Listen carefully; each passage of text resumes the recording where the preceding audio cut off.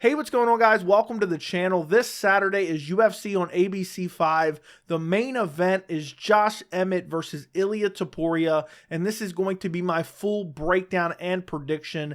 I've already done a full card prediction video, so if you want to see my picks for the rest of the card, I will link that down in the description, as well as the end cards if you want to go check it out after this. But this main event, I absolutely love this main event. And this card as a whole is actually a very solid card. But this featherweight main event, Josh Emmett, Ilia Topuria, not only should it be a fan-friendly fight, it's very meaningful for the division. I mean, Josh Emmett is just coming off an interim title fight against Yair Rodriguez. And I know now you have Alexander Volkanovski versus Yair Rodriguez at UFC 290 to unify those belts, but you don't really have a clear-cut #1 contender after that.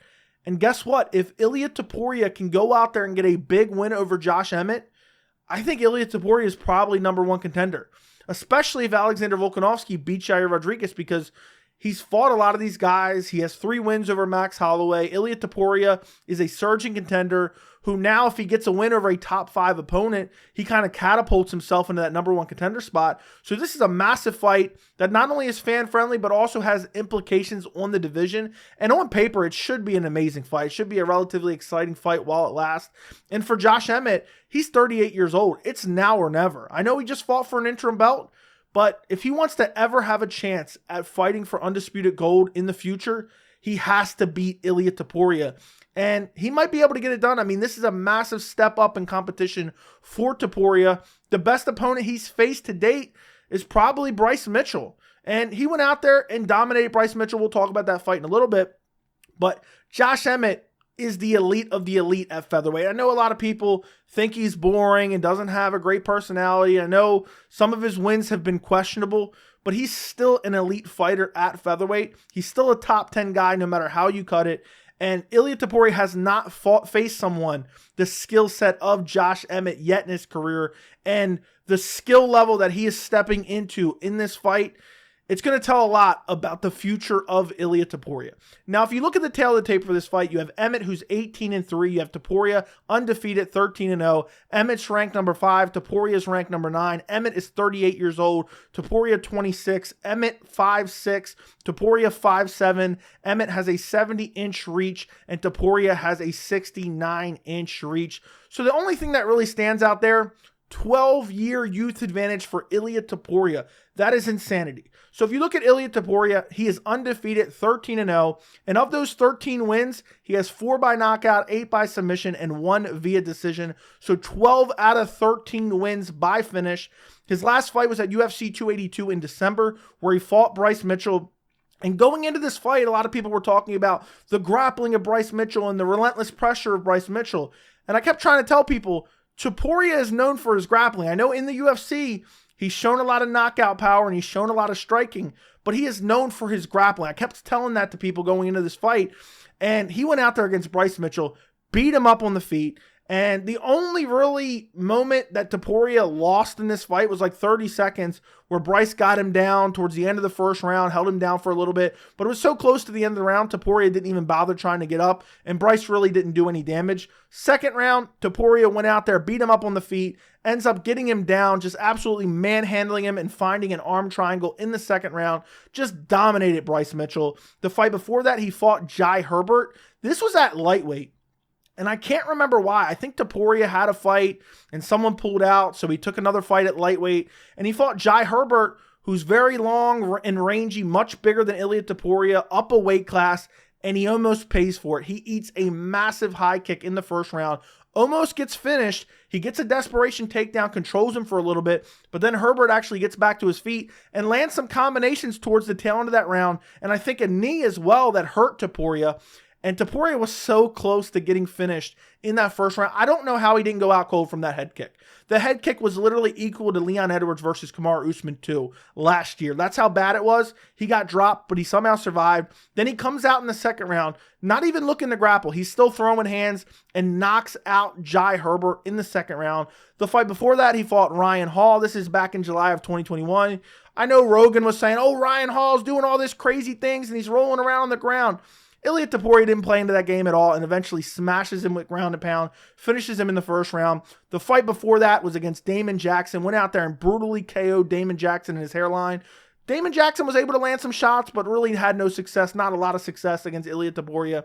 And then his UFC debut was against Yusuf Zalal. This is the only fight in his entire MMA career he's been to decision in, and he dominated this fight. He dominated with his grappling.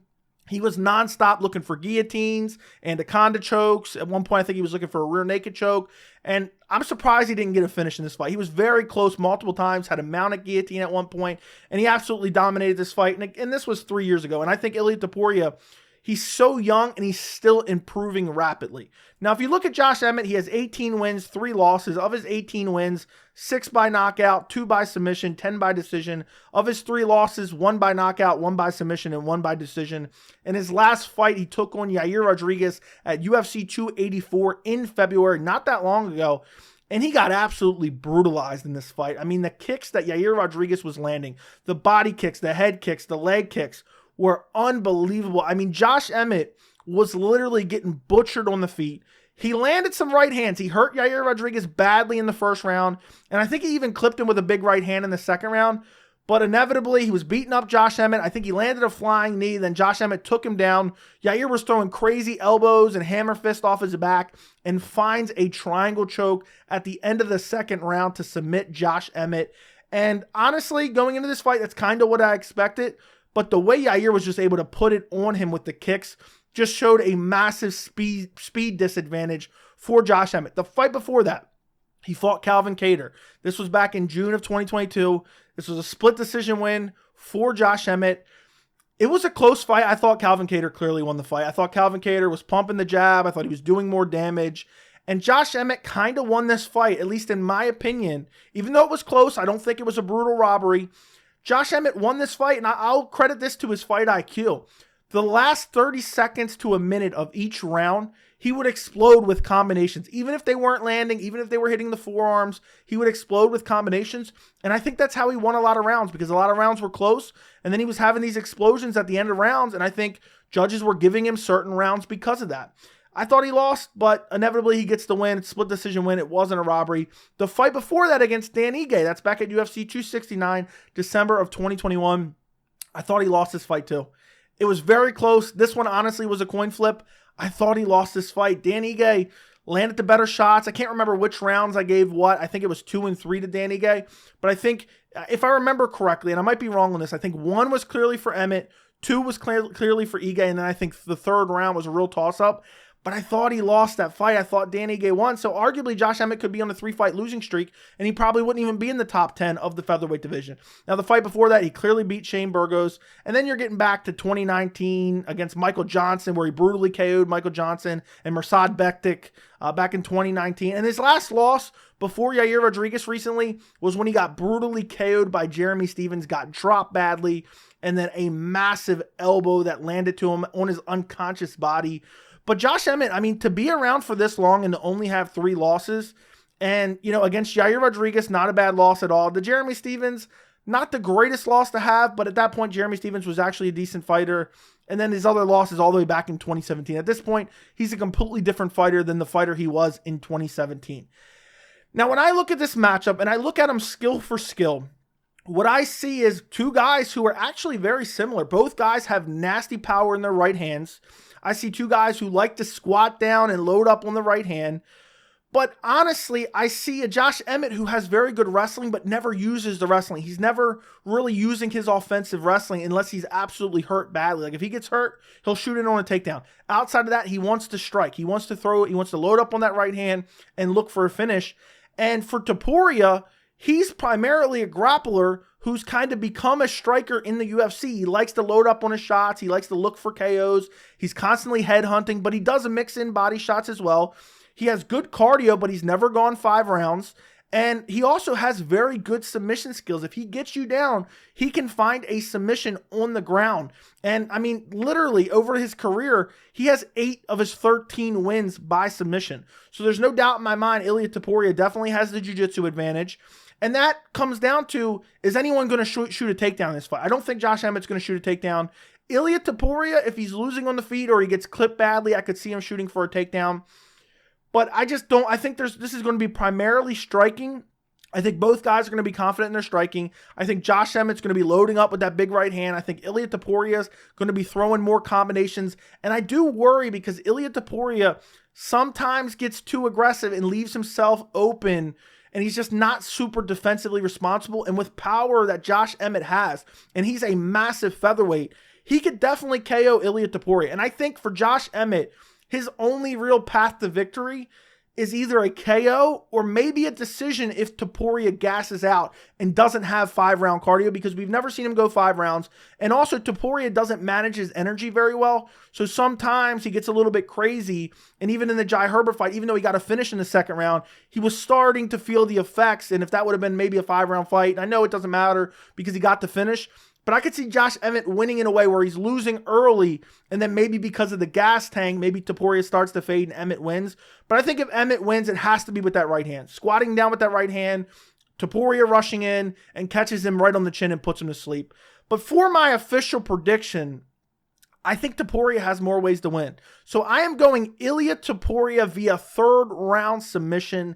I just think Topuria could knock out Josh Emmett. I don't think that's super likely. It's not like Josh Emmett has, a glass chin or anything. But I also think Topuria can easily submit Josh Emmett if the opportunity presents itself. And what I see happening in this fight, I think Topuria is going to be a little bit more careful in his exchanges. He has to know, okay, Josh Emmett has nuclear power, especially early in the fight. And I think Topuria is going to be using his combinations. I think he's going to be using his footwork. I don't think he's going to be as crazy aggressive as he is against, someone like Damon Jackson. And I think he's going to be winning on the feet. I think he has a speed advantage against Josh Emmett. We've seen the speed advantage that Yair had against him. And, the youth advantage, the 12-year youth advantage for Ilia Topuria, I just think he's going to have the faster striking. I think Topuria has good hands. He likes to rip to the body.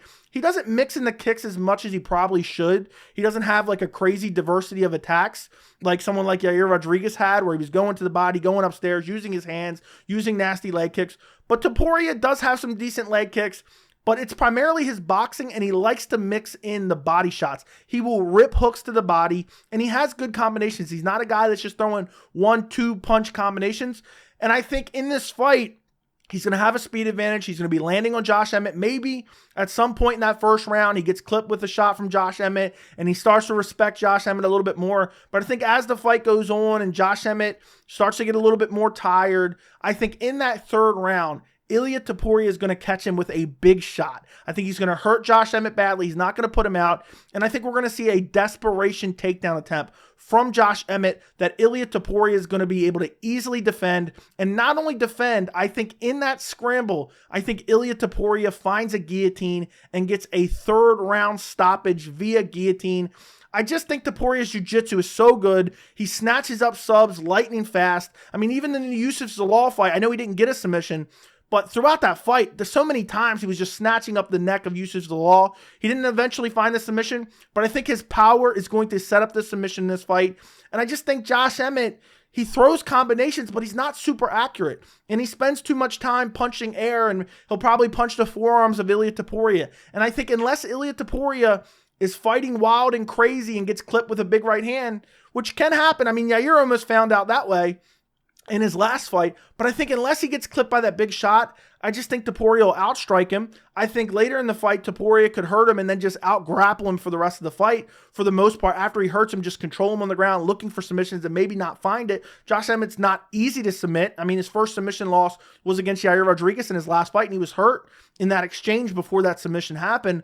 But I just think Josh Emmett's getting up there in age. I think he's declining. I think Topuria has nasty power. I think he's going to be ripping to the body. I think he's going to be ripping upstairs. And I think as Josh Emmett starts to get a little bit more tired, I think he's going to make mistakes. And I think he's going to get clipped with a big shot. I think he's going to shoot it on that desperation takedown. There's going to be a scramble. Topuria's going to stuff it. And he's going to find that 3rd round guillotine choke and beat Josh Emmett via 3rd round stoppage. And I think it's going to be a super impressive performance.